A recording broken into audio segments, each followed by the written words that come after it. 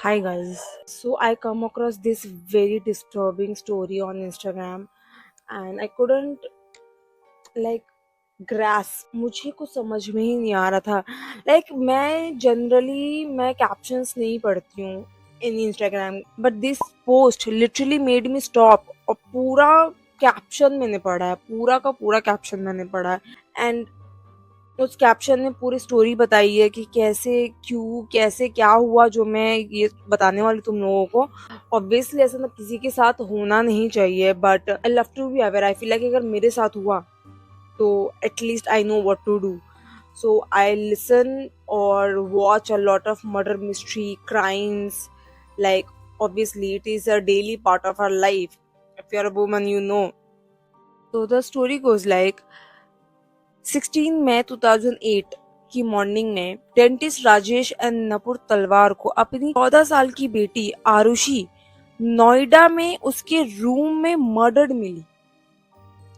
उसका गला बहुत ही सर्जिकल प्रिसाइज के साथ काटा गया था। सो सर्जिकल प्रिसाइज क्या होता है? Like when you go for a surgery, when you are in surgery, तो डॉक्टर्स जब सर्जरी करते हैं तो उनको सब कुछ देख के करना पड़ता है, प्रिसाइसली देखना पड़ता है। लाइक एक भी चीज इधर से उधर नहीं होनी चाहिए, नहीं तो पूरा केस ही खत्म भाई, वहीं पे वो बंदा डेड। उनका Nepali house servant Hemraj missing था, इसलिए पुलिस और पेरेंट्स ने सबसे पहले उसी पर शक किया। ऑब्वियसली किसी के घर में कुछ भी हुआ और सर्वेंट है आपके घर में तो उसी पे शक जाएगा। एक दिन बाद हेमराज की बॉडी घर की छत पर मिली और उसको भी ऑलमोस्ट सेम तरीके से मारा गया था। Now we have two murders with same way, दोनों को सेम तरीके से मारा गया है। पुलिस ने आरुषि के पेरेंट्स तलवार फैमिली पर एक्यूजेशंस लगाए कि उन्होंने आरुषि और हेमराज दोनों का मर्डर किया है, क्योंकि एलिजेडली उन्होंने दोनों को एक इनअप्रोप्रिएट सिचुएशन में पकड़ा था। बाद में एविडेंस छुपाने के लिए क्राइम सीन भी क्लीन किया। दूसरी इन्वेस्टिगेशन टीम का मानना था कि हेमराज के दोस्त घर में घुसकर आरुषि पर असॉल्ट अटेम्प्ट किया और फेल होने के बाद दोनों को मार दिया, जबकि घर में फोर्सफुली एंटर करने का कोई साइन नहीं था। दोनों विक्टिम्स का गला बहुत प्रिसाइसली से काटा गया था, जिस वजह से इन्वेस्टिगेटर्स को लगा कि किलर को मेडिकल नॉलेज थी। स्टोरी में ऑलरेडी मेंशन है कि आरुषि के पेरेंट्स डेंटिस्ट थे, तो मोस्टली शक तो उन पे ही जाना चाहिए।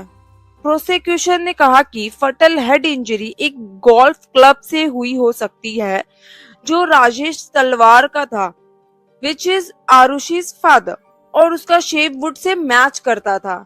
सो आरुषि के हेड पे जो वुंड का निशान है वो उसके फादर की गोल्फ क्लब से मैच होती है। तो प्रोसिक्यूशन यही बोल रहा है कि शायद गोल्फ क्लब से आरुषि की मौत हुई है। पेरेंट्स पे ये भी एक्यूजेशन हुआ कि उन्होंने क्राइम सीन स्टेज किया, जैसे आरुषि का खून साफ करना और उसके कपड़े चेंज करना ताकि एविडेंस छुपा सके। पहले दिन राजेश तलवार ने पुलिस को कन्विंस करने की कोशिश की कि हेमराज को नेपाल वाले गांव में ट्रैक करो, शायद वो वहां हो। बाद में जब हेमराज की बॉडी छत पर मिली तो लोगों को लगा कि शायद वो पुलिस को डाइवर्ट करने की कोशिश कर रहे हैं। उन्हें इस बात के लिए भी क्रिटिसाइज किया गया कि उन्होंने घर जल्दी साफ कर दिया और आरुषि का क्रिमिनेशन भी जल्दी कर दिया। नपुर तलवार, जो आरुषि की मॉम है, नपुर तलवार ने बोला कि जब वो रूम में गई तो आरुषि के फेस पर उसका स्कूल बैग रखा हुआ था। उसके फेस और नेक ब्लड से भरा हुआ था, लेकिन बैग बिल्कुल क्लीन था। उस पे ना ब्लड था और ना ही फिंगरप्रिंट्स। आरुषि की बॉडी एक वाइट बेडशीट से नीटली कवर थी। क्रिमिनल साइकोलॉजी के अकॉर्डिंग ऐसा कभी कभी वो किलर करते हैं जिनका विक्टिम के साथ इमोशनल कनेक्शन होता है। पुलिस का क्लेम था कि आरुषि और हेमराज को राजेश तलवार के एलिज्ड अफेयर के बारे में पता था। Allegedly Aarushi's father was having affair with her colleague और हेमराज इस इंफॉर्मेशन को यूज करके ब्लैकमेल करता था। So in conclusion, we got that Arushi and Hemraj was blackmailing her father or her boss. But this is all allegedly, nothing is proven. But this is scary that you died and the world doesn't even know how. Nobody knows how, you're just dead. suddenly. Nobody knows, and that's scary.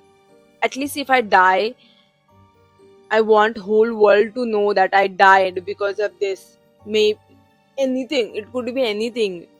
Okay. I die of constipation. At least पता होना चाहिए पूरी दुनिया को कि this girl died of constipation. Okay, so this was it. Obviously, this story is too much for me to take, but I'm just making jokes to make myself feel okay, and you guys too, making a little bit lighten the mood. थोड़ा light कर देती हूँ mood को joke करके. This is the first non-related story to me. I hope nobody relate to this story. And that's it. If you like this kind of video, let me know in the comment section, क्योंकि ये first time मैंने ये ऐसा video बनाया है. तो तुम लोग ऐसे टाइप की वीडियोस चाहिए और तो मुझे बता देना कमेंट सेक्शन में. मैं और क्राइम स्टोरीज सर्च कर सकती हूँ, लाइक पुराने मैं देखती हूँ क्योंकि मैं सुनती भी हूँ ना, तो I can search up old crime stories and make a video on it. So let me know in the comment section. Okay, bye, see you in the next one.